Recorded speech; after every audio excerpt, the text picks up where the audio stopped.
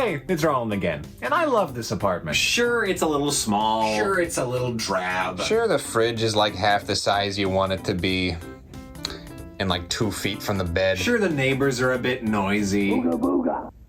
Sure, the fuse box is painted shut. Sure, we don't have an oven. But I still like it. It's not the perfect apartment, but I think it suits me just fine. Yep, I think I could see myself living here pretty happily for a very long time. Hey Roland, I found a gun! We just got evicted. We just got evicted. We just got evicted. We just got evicted. We just got evicted. We just got... That's enough. Now I know what Horace Horsecollar feels like. Horace Horsecollar is the character that many a seasoned Disney fan will look at and say, I had no idea he had a name. And to be fair, sometimes he doesn't. Trust not your eyes, oh unindoctrinated. This is not merely one of Mickey's background barnyard friends. This one has a little hat. Horace is my personal favorite classic Disney character, and by all accounts, that makes him the best. I mean, what competition could he possibly have? Horace is a character with an incredibly rich history that an unfortunate amount of people just overlook because he's not in the Fab Five or the Sensational Six or the Sensual 7. There's a lot of intrigue hiding behind this simple-looking character. If you're down for a deep dive, you'll be certain to discover something at least mildly interesting. He's a lawyer? But what is a horse without his origin? Horace Horsecollar.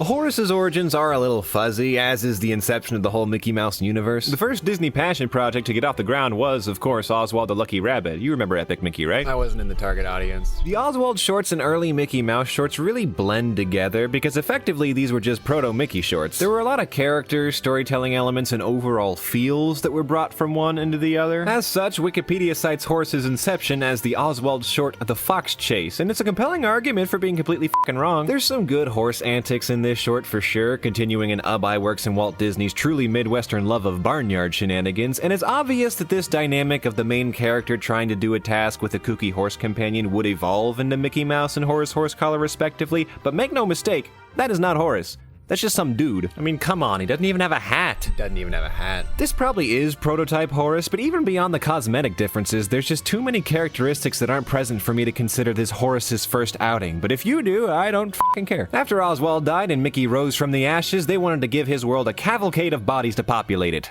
Girl Mouse? Horseman? Cow?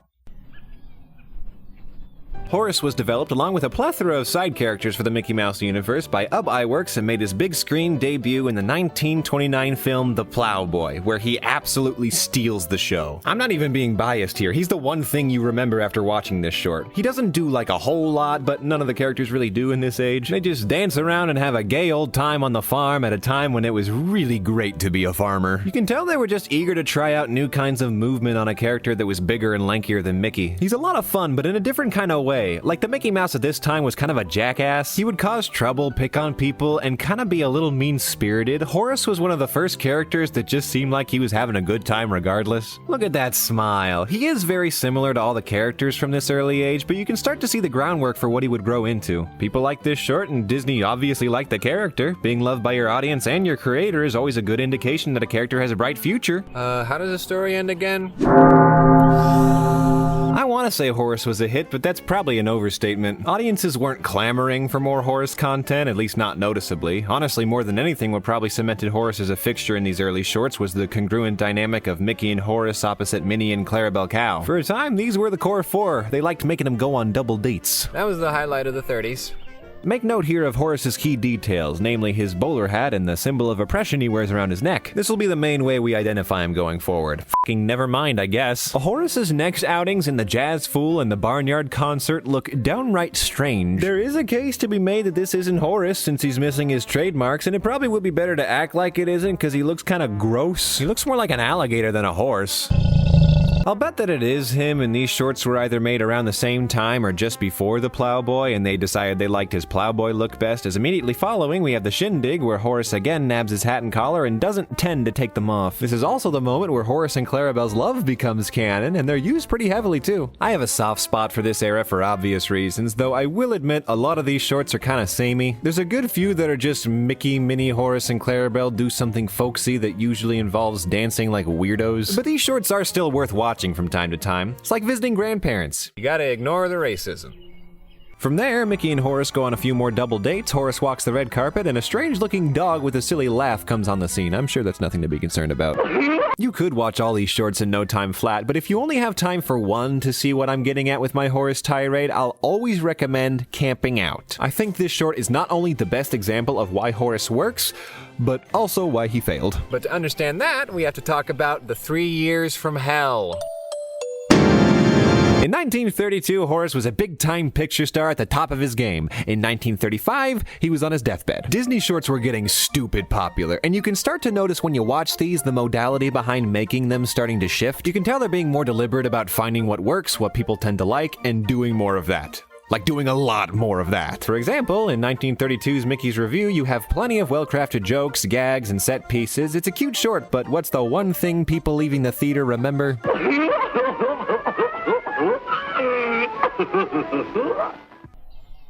That's the devil. The arrival of Goofy marks the beginning of Disney becoming the monolith we know today. The beginning of the infamous Disney formula. That's not to say that the shorts before Goofy weren't formulaic, they totally were, but this is the first instance, at least I can tell, of Disney doing the thing they love to do and that got them billions of dollars, isolating the one thing the audience likes the most, and milking the shit out of it. The beginning of the Disney that exploits whatever gets the most attention in the simplest and most low-effort way possible, and as much as we like to bellyache about it, it's very smart. Goofy was ironically a very smart character to develop. He's the first Disney character that doesn't have to rely fully on physical humor. Mickey and Minnie sometimes talk, but it's not to accentuate any jokes, it's just to make things happen that need to happen in the short. Goofy can just stand there and say something in a silly voice and elicit a laugh, and that's a really cool new tool for them to explore in these shorts. There's only one problem.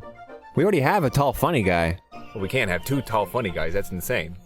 So, in acting, there's a concept called types. They're labels we put on actors to help casting people know who to consider for what roles, like the dashing young man, the awkward middle-aged woman, Danny DeVito. It is a horrible invention that inherently dehumanizes people, but it serves its purpose in an industry where there's a lot of people to sort through and not a lot of time. If you use type effectively, you can narrow your pool of contenders down substantially, making the whole process a lot smoother. It's very similar not only to how they made these shorts, but also how Disney makes Mickey Mouse content going forward. They have a story they want to tell, they start drafting what characters are necessitated by the story and pick from the characters, the actors in the audition room to see who can fit the part well. Goofy and Horace are the same type, no matter what way you slice it. They're very different, and you can logically see that, but they do look and behave very similarly. Like, obviously you can tell that they're two different characters, but at the end of the day, unless he has something observable to immediately distinguish the two, they very quickly become tall funny guy number 1 and tall funny guy number 2. That's what a lot of these shorts that use both Goofy and Horace kind of feel like. You gotta have something to break up the pattern. That's why comedic duos usually have some height or body type difference that offer visual variety, and boy oh boy does Disney like their visual variety and symmetry. So Disney is left with a choice. They either have to change something about either Goofy or Horace to make them more observably different, or just cut one. And the simplest solution was to just kill one of them off. It always is.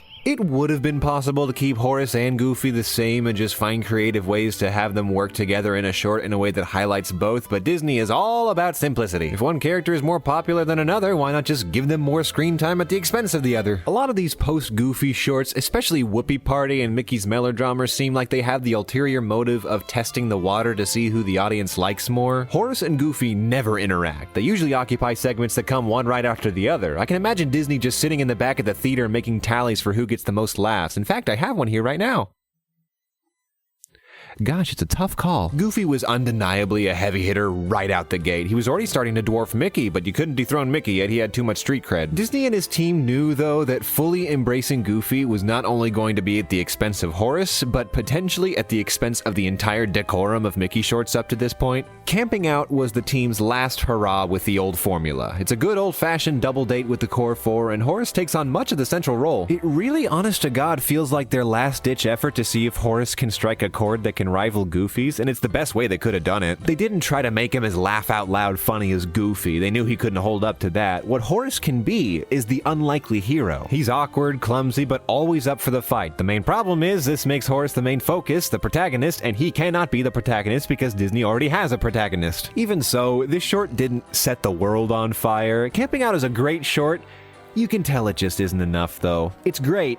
It's not Goofy great. Immediately following this, we have The Orphan's Benefit, which gives us the proper capstone for the silent battle between Goofy and Horace, and while it doesn't declare a winner, it didn't have to. And thus ends the 3 years of hell. It's 1935, Goofy tucked Horace neatly into his deathbed, and then Donald Duck showed up and shot him in the head. The band concert is the most important Disney short probably ever. It was sort of the swan song for the classic age and introduced the character that would single-handedly save the company or ruin it depending on how much you hate ducks. I made it sound like Goofy was set to revolutionize the company, but he had absolutely nothing on Donald Duck. Disney was not the same after Donald Duck, but I'll talk more about him later. Horace didn't die in 1935. But he might as well have. From here, Disney entered the new age, and Horace and Clarabelle simply reeked of old times. And why bother reinventing them for the new shorts when you can just dedicate more time to Donald and Goofy? Heck, we don't even need Mickey anymore. This was a weird time. Aside from Easter eggs, bit parts, and the like, Horace's on-screen career dried up on the spot in the 40s. But never fear, we still have the printed media. The Mickey Mouse comics series. Raise your hand if you've read them. You're lying! Disney comics were a mainstay since the 20s. For obvious reasons, these characters translate perfectly to the medium. I've never actually read any of these before. I wonder what I've been missing out on all this time. Oh no. There's no easy way to dance around it. The comics, and indeed a lot of early Disney stuff, was really fucking racist. Do you remember Mickey's Melodrama? The one where Mickey and the gang put on a production of Uncle Tom's Cabin?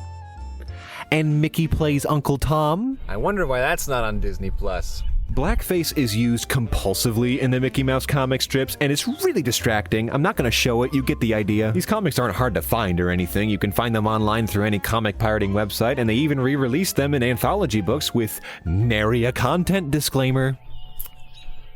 That's weird. We also have poor depictions of indigenous people, blatant misogyny, and at least once per story arc, Mickey tries to kill himself, like with guns and nooses, outright actively trying to kill himself. Ah, the 30s. A happy time. So, pushing past all that, the comics do give us the most fleshed out version of Horace we'll probably ever get. This is where the dynamic between Mickey and Horace reaches exactly where it needs to be, in my opinion. Horace is Mickey's friend that he goes to in times of trouble, and he doesn't always give the best advice, but when the going gets tough, he'll help out his buddy no matter what. We also get lore into Horace and Clarabelle's relationship, including them getting engaged. I'd like to see Goofy do something like that. Well, the existence of Max implies that he had sex. I wanted to talk more about the early comics, but I'm hard-pressed to find images that I'm not nervous to show in public. At least we get some good quality Horace faces, and here's Horace being held at gunpoint. I don't know what you want from me. From there, Disney comics get way more complicated and way less Horace. They branch off to follow several different characters, mainly the ducks. Horace makes incredibly sparse appearances in the comics moving forward, but occasionally a writer does the unthinkable and tries to make a Horace strip. From all the ones I could find, they kinda just treat him like any generic comic strip protagonist, though they almost always further cement his relationship with Clarabelle. But yeah, Disney comics are still going strong in one form or another to this day, and you usually don't have to look very far to find Horace. What the fuck is that? But outside the world of comics from the 40s onward, let's see what Horace was up to. Nothing.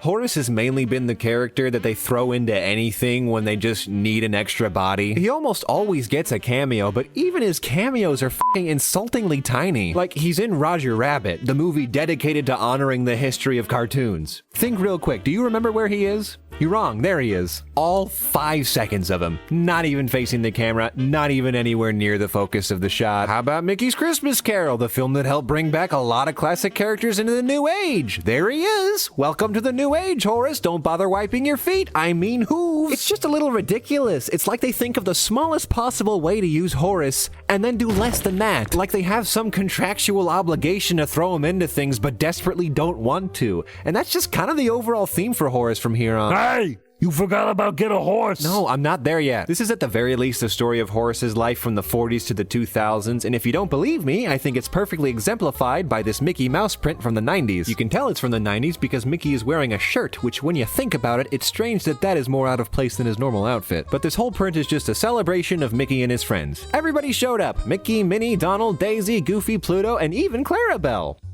Well, where's Horace? Right there.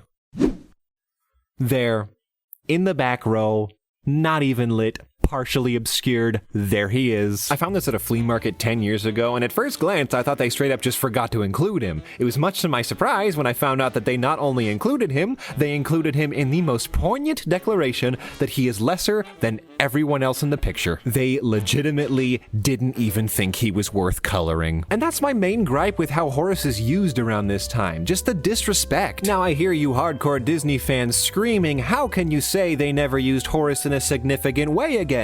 He was a major side character in 1990's The Prince and the Pauper. Yeah, everybody knows that. It is true, he gets quite a bit of screen time in this film. This is barely Horace, though. There is no trace of his character, no hat, no collar, no personality, just the nostrils. Well, that was the most important part.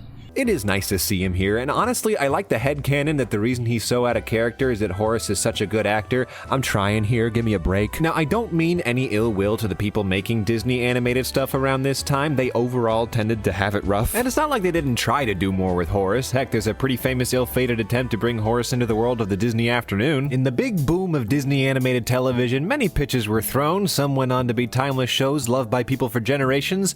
Others were shows that would star Horace Horsecollar. What did you think was gonna happen? Not much is known about this project, but sometime in the infancy of the Disney afternoon, the show Maximum Horsepower was pitched. It was a sci-fi action show that would star Horace and really focus on building his lore. What did you think was gonna happen?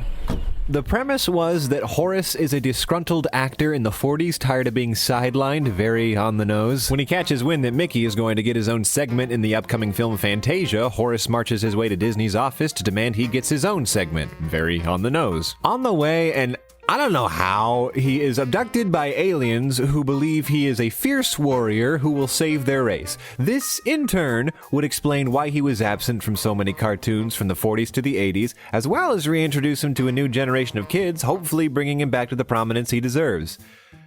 There are worse ideas. It definitely sounds like a show right up the alley of the people working on Disney television. They loved throwing in little nods to the studio's history. Whoever dreamed up this idea probably had a soft spot for Horace and felt bad that he faded away, and this could very well have been his triumphant return. This era brought back many of the classic characters into the modern age, but I don't know. Even if this made it all the way to production, it just doesn't sound like the kind of show that would have really caught on. It probably would have been a cult classic with Disney fans, but that wouldn't have saved it from only getting one season, maybe two. It honestly might have been more likely to come to fruition if it was kicked around in the late 90s to early 2000s when Disney was going through their sci-fi kink, but maybe that's wishful thinking. So Horace misses the boat yet again. Or rather, the boat left the dock while Horace was standing on it, and then came back and kicked him in the liver. However, this and The Prince and the Pauper do represent a good idea for the potential use of Horace. I talked about type before and why Goofy and Horace can't exist together. Well, the way actors combat a type problem is by breaking type or going against type. A comedic actor playing a very serious role, often offering unique nuances that a more dramatic actor wouldn't have thought of. That would, in theory, be a great way to evolve Horace into a version of himself that can exist alongside Goofy. Make Horace the character that can take on a broader scope of roles in a story, like the studious mentor or the action hero. Make Goofy the silly, goofy, no-brain funny guy, and Horace the more grounded, still silly, but more complex and versatile guy, except f*** that because they already did that with Goofy. More on that later. Horace did get a few other things here and there. He and Clarabelle do have mascot characters at the Disney parks, but they give those to anybody these days. Horace has a sign at Disney World. That's mainly it. You gotta scrounge for any Horace content. Here's a Horace pin, which I think is adorable, and here's one that's disgusting. Here's a Horace plush I treasure more than my kids, a Horace statue I will not be buying, and a statue watch combo I will also not be buying. He makes appearances in the Kingdom Hearts games, and he's a playable character in the trivia game Think Fast, and hey, I actually have that one.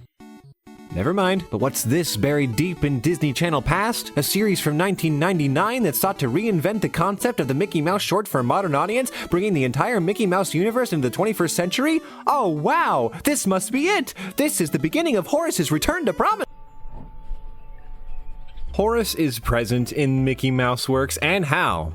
How is barely. I will say this did feel like the first official time we got a definitive modern Horace reinvention that makes him more in line with the rest of the cast. Maybe this is good after all. And they even gave him some lines. I wonder who voices him. Oh, f*** you, f*** you, f*** you. This is one of the stupidest things to ever happen, ever. You bring back a character who has been trying all his existence to compete with one character for time in the spotlight, and you have him voiced by the same fucking guy? Bill Farmer is great. He's a versatile voice actor. I love him. I don't mind his Horace voice. I think it's perfect, but it's the final nail in the coffin for Horace being labeled as Goofy Light. Now we have two tall, funny guys with similar voice timbres and southern drawls. Oh, gee, I wonder if this is going to entice audience members to request Horace shorts. Not that you don't have anything, it's just, well, I'll be going home now. I get it. You save money by having less voice actors, but come on. It would be one thing if this was a problem isolated to Mickey Mouse Works, but this is the moment that the standard was set. I mean, technically it was Prince and the Pauper, but whatever. When Horace appears from here on, if he speaks, he is always voiced by Bill Farmer, and he always sounds and acts like Goofy Light. Like anytime he's on screen, he's just a formality to get over with before Goofy comes back. That's not the way to treat one of the earliest Disney characters ever. Come on! From here we get House of Mouse, which I will give the respect it deserves for being one of the most creative and effective uses of the Mickey Mouse characters of all time, and it does try to give Horace a little something to work with. He runs the cartoons for the club, but anytime they try to give him a joke or a scene, they choose the not funny ones. Like, the running joke they have with him is something goes bad with the club, Mickey says, "Horace, what's wrong?" Horace lists 3 things that are not what's wrong, and then Mickey says, "No, what's wrong in here?" I do appreciate that they finally treat him like one of the gang, and I don't mind his design here. This is a perfectly serviceable way of using Horace in a modern setting, but damned if he isn't just Goofy again. What's the big idea? The big idea? I'm glad you asked. I call it Horace Land. So after House of Mouse is over, Horace gets put back into the Disney Vault, which at this point he should have squatters' rights. Hey, why don't you talk about get a horse? I'm literally almost there, just hold on one fucking second. After House of Mouse comes a good 7 years of the same old for Horace, and then suddenly, and without warning, there was a really fucking weird Mickey on the loose. The development of Epic Mickey is so fascinating, it's worth its own deep dive. For our purposes, all we need to know right now is that it was conceptualized as a dark-ish video game starring Mickey Mouse that delved into his history as a character. I wish I was more active during the development because I want a taste of what it was like to look at this footage and wonder what the is happening right now. Whatever was happening, this looked like a wonderful opportunity for them to do something with Horace. So what did they do? Literally the best thing ever. Horace's use in Epic Mickey is such a spectacular testament to the character's importance in the history of Disney, animation, heck, cinema. He's so immediately compelling here. You meet him in the land of forgotten past Disney characters, and he's effectively the poster child for forgotten characters alongside Oswald. It explores the weird, complex relationship with Mickey and Horace, since Horace was just kind of left behind, and while it's definitively not the focus of the game, it's still just really nice to see Horace in his old design doing Horace-y things without worrying about when Goofy was going to show up and do something funnier. This was the game that introduced a lot of fresh young faces to Horace, and it's perfect because it not only showcases how he is as a character, but lets you in on the interesting history he's had, which is exactly what countless Disney people have been trying to do for the past 3 decades. How Horace is used in Epic Mickey is the perfect setup for a lot of kids to develop a hyperfixation. Couldn't relate. But what Epic Mickey did for Horace is introduce him to a new generation in a way that made him interesting and unique and completely standing out from the rest of the Mickey Mouse cast, and that's exactly what he needed. This game really made the classic Horace design the definitive Horace, and that's overall fine. It still makes it hard for him to cross into any Mickey Mouse content that uses modern designs, but with this renewed interest, they stand poised to try and do so with the best chance of success, and looky, we have the penultimate opportunity in this new Mickey-centered kids show. Well, you know Disney's motto, Horace Horsecollar. Why? Why didn't they let Horace show up even once in Mickey Mouse Clubhouse? Not even a cameo. This show used Mortimer Mouse. You're telling me they couldn't think of anything for Horace to do? No Mortimer hate. I'm not saying you have to interact with him, but at least invite him to the party. It's like we're stuck in this cycle of Horace being locked away, and then he shows up in a grand way that makes everybody go, he's back! And then 2 seconds later, Disney says Mickey has never been affiliated with horses. This current era we're in isn't entirely like that, though. Horace does reappear in Epic Mickey 2. He gets a redesign of his park costume. He's in one episode of Mickey Mouse Funhouse and a few Mickey Mouse mixed up adventures. Never mind, I don't know who this is. Call the police. Oh, wait, you're good. No. And I would be remiss to forget probably the crowning moment in Horace's piece of shit. I am literally just about to talk about it. Shut your mouth. Don't look at me like that. In 2013, the Disney juggernaut Frozen was released to theaters, and the opening act was a short called Get a Horse. Get a Horse is so fucking perfect. It's so beautifully animated. The transition from 2D animation to 3D animation is seamless, and it's one of, if not the, best use of the classic Mickey cartoons in the modern age. And while Horace isn't the main focus, what this short does so perfectly is reinforce the power team that is Mickey and Horace. The short almost sets the precedent of a classic Mickey versus a modern Mickey. Oh my god! But honestly, it is a good parallel. It makes some cosmic sense for there to be a classic black and white Mickey that has a cast of barnyard friends that just so happen to not include Donald and Goofy. It's a really interesting avenue to explore in retrospect, and the same year that Get a Horse came out, they introduced a fantastic way to explore it. A new Mickey comedy-based cartoon stylized to mimic the classic design. Well, you know Disney's motto. The Mickey Mouse Show is just more Mickey, Donald, Goofy, sometimes Minnie, Daisy, and Pluto. Horace is only relegated to cameos. It's great. It's a phenomenal choice. I'm through giving people the benefit of the doubt. If you're making anything about Mickey and his friends and you can't think of something for Horace to do, then you're just plain lazy. Lauren McMullen and her team already showed you how it's done. It's not like you have to break new ground. Oh, but we don't want to mess with the dynamic of Mickey, Donald, and Goofy opposite Minnie, Daisy, and Clarabelle. Have Goofy and Clarabelle ever had chemistry? You just put them together because they're both tall. She was f***ing engaged to Horace. I get it, this show is supposed to be loud in-your-face comedy, and that's not Horace, but you could just have him be the neighbor who looks at the crazy shit happening and goes, well, that would have been something. I do like this show overall. It doesn't really feel like Mickey, it's like Cartoon Network Mickey, I wonder why. But I am sick and tired of them setting up the perfect ways for Horace to be used and just going...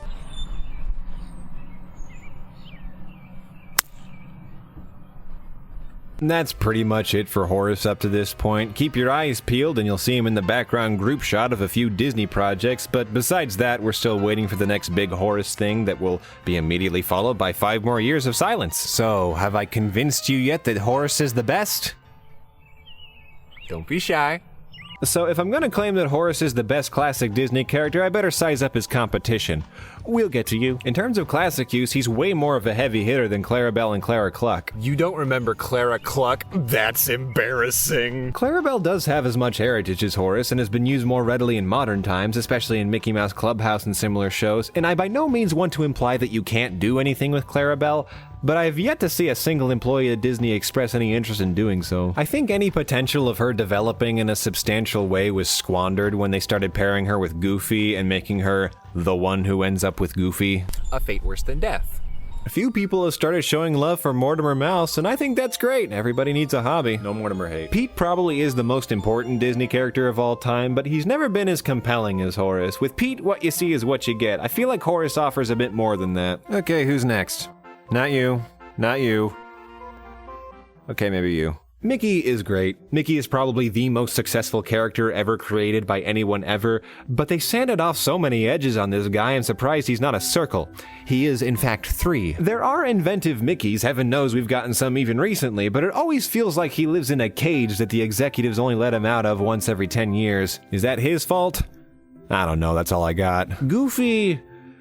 Oh boy, Goofy's a tricky one. Every step of Disney's history where Horace could have made a move, Goofy made it first. The biggest kicker was Goof Troop and subsequently a Goofy movie. The advent of Goofy being a single father opened the floodgates of Goofy's potential for nuance, and I won't lie, I love what they got to explore with him through his relationship with Max. He has so gracefully found a sincere balance of now being capable of deeper and more grounded material, while still at his core being Goofy. It's one of the most phenomenal evolutions of a character I have ever seen. But Horace has nostrils. Goofy is a great character. If I had to find a flaw, I would maybe try to dive into how the Goofy of nuance and the just plain silly Goofy don't always mesh together beautifully. It almost feels like there's 2 different Goofys, but that also just shows that he's retained impressive versatility, allowing him to be the perfect Disney character since he works just as well as a silly mascot as the central focus of an emotionally complex feature film. F it, let's move on. Now, hear me out. You see, the thing,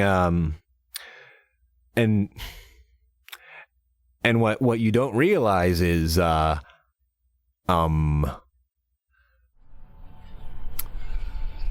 give up. Donald Duck is an amazing character. The chord that he struck with audiences and creators alike is nothing short of awe-inspiring. He spawned a whole sub-universe of Duck characters that continue to get new additions and interpretations to this day. Sure, he started out as just a silly character with a silly voice, but even in his simplest form, Donald is nothing short of brilliant. He's the perfect foil for Mickey. He's historically incredibly well-loved by fans. I sincerely believe that Donald Duck is the reason that Disney is what it is today. He carried them through the Dark Ages, and no matter who is in power, who is writing, they always have a place for Donald. But Horace is neat too. So what's the point of all this? What do I gain from pitting characters against each other to prove that one is superior? All I do is pick arbitrary criteria that supports me, or ignore key details that contradict what I'm trying to say. Why do I feel compelled to lift Horace up by trying to tear down some of the other characters? Well, it's because comparing Horace to other characters is what got him to where he is. Look, I very recently stumbled across this neat book called The Encyclopedia of Walt Disney's Animated Characters, written by John Grant. It's a gigantic book from the 90s that catalogs just about every single character, large and small, across the entire Disney canon up to that point. It's a great book, but let me read you a little bit of Horace's section. Horace Horsecollar has appeared in no fewer than 14 shorts, yet he has failed to make any real impact on the audience. This is probably because, in a way, he has no real personality. The only time that Horace influenced the course of a short, other than by serendipitous accident, was in Mickey's Melodramer. You know, the one with the black face. Now, it is worth noting that this encyclopedia does get a lot of things wrong. It goes on to say that Horace cameoed in a short that he, in fact, did not cameo in, and doesn't even credit several of the shorts Horace was in his filmography, including Camping Out, even though Clarabelle Cow is credited with it. John Grant just didn't do his homework, or he had a weird vendetta against Horace, but this is largely Horace's legacy for a lot of people. They see him as a bit part player who didn't achieve stardom because he simply wasn't good enough. And that's not fair, especially not in Disney, the company famous for rehashing and redeveloping old material. Horace failed to become popular in the 40s and other characters took his place. Sure, fine. Why does that need to define him going forward? You can argue that he's a one-note character, but just give him another note. The world of Disney is not a world of absolutes. Anything is possible with the right people on the project. Let the people who handled a Goofy movie get a hold of him. I'm sure they can find something interesting to explore with him. You may think a Horace project is doomed to be ill-fated, and to that I say, where's your evidence? Shit. I'm not holding out for a Horace show or a movie or whatever, but there is one way that Horace is still important and worthy of further use. The best reason that Horace still holds his merit in the Mickey Mouse universe is that he's one of Mickey's only real friends. Now, I know what you're thinking. That's not true. He's Mickey fucking Mouse. He has a ton of friends. Does he?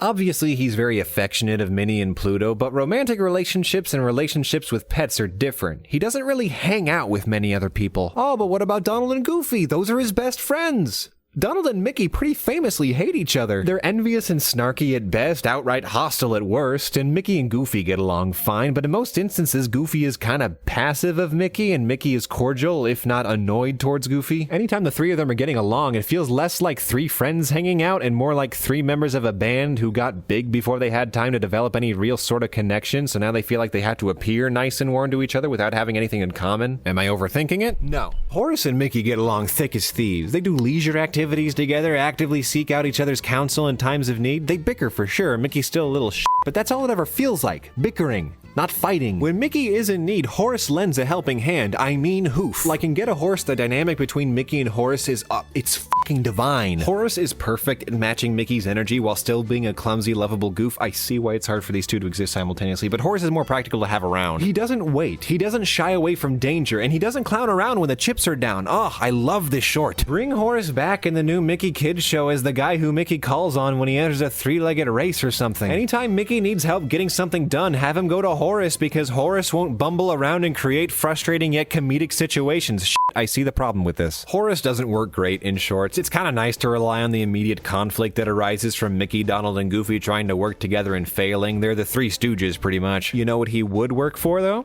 Long-form Mickey content. He would be great in a Mickey Mouse-centered movie. Never mind. I'm thinking more in lines with the Three Musketeers. Horace's inclusion in this movie could have saved it. Yes, I know this movie has its fans. Mickey, Donald, Goofy, the Three Musketeers is a cute movie. It's not very good. It tried to bring the classic Mickey, Donald, Goofy shorts into the 21st century, but when you stretch those over an hour and a half in a more substantial story with tangible goals and consequences, the excessive bumbling gets really annoying. They really had to bend Donald and Goofy to make it work. It just feels like a movie that sounded better on paper, but the biggest crime it committed was not letting Horace in on the action. Why wasn't he one of the Musketeers? I know they were trying to pay homage to the Goofy Everyman shorts by having them all be Goofy, but one, I don't even think that works, and two, you could have just stuck Horace in there. He already kind of looks like them. What Horace could have done in this movie is offer a more substantial anchoring point for Mickey, a clear reminder to him and the audience what he's striving to be as a Musketeer, since the head of the Musketeers is literally the villain. Horace could have been nice and encouraging to the three while not wanting to step out of line, giving the boys pointers, silently rooting for them, and over the course of the film realizing the corruption that's baked into the system and joining forces with Mickey to fight against it. They could have had this wonderfully compelling story of Mickey, Donald, and Goofy reckoning with themselves and their own shortcomings, paralleled with Horace deconstructing his whole worldview and how that's tied to what being a Musketeer represents, and the two parties coming to a mutual understanding that it's not these arbitrary labels that define someone's merit, but their willingness to act on what is right. They could have hand in hand overthrown Pete and established a new era for the Musketeers where Horace becomes the new leader. Mickey and Horace could have had this wonderful moment in the aftermath where they truly see each other, stripped from the class barriers between them, and recognize that they are both indeed just people trying to do their best to make a difference. And then maybe they could kiss. This is a hypothetical. My one plea to whoever gets to take on the next Mickey Mouse thing is please consider reestablishing Horace as his best friend. I think you will find the story will be better because of it. Or just give him a 5-second cameo. Hey, if it ain't broke, go f***ing die. I don't think Disney will ever quite figure out how they want to use Horace. Heck, they can't even decide how they want his eyes to look. We're probably just gonna continue to get new Horaces that look slightly different but behave the same, and then maybe every 10 to 20 years we get something cool. That's fine. But what I am interested to see is what fans start to do with them. You see, with public domain creeping up on some Mickey Mouse stuff, I would think it's only a matter of time before a version of Horace Horsecollar becomes fair use. To any artists out there, I hope you consider using Horace in a way that realizes his full potential as a character. After you draw him dry humping something, of course. So what's the takeaway? Use Horace again, there's no excuse. Just try and see what happens. Don't just pass him by thinking you already get the gist just by looking at him. The more we use him, the more interesting stuff can happen. Well, that's about all I have to say about Horace Horsecollar. Now I gotta figure out where we're going next. Well, where I'm going next.